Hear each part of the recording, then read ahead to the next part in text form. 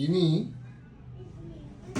গত 5 বছর ধরে হাত পায়ে ঝিনঝিন করা এবং তার সঙ্গে প্রচণ্ড যন্ত্রণা, এই অসুখে ভুগছিলেন। তার সঙ্গে মাথার যন্ত্রণা ছিল, যেটা গত 8 মাস ধরে চলছিল।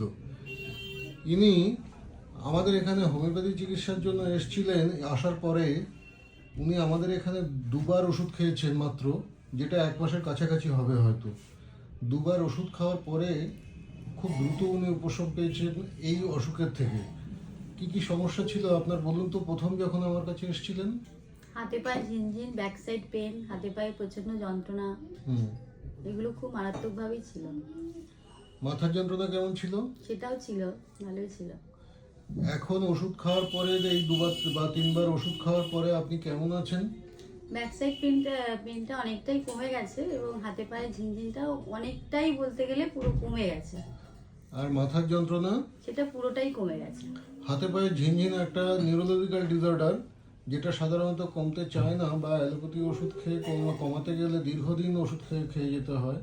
ওনার একদম রিলিফ পেয়েছেন খুব দ্রুত, যেটা একমাত্র হোমিওপ্যাথি চিকিৎসাতেই সম্ভব।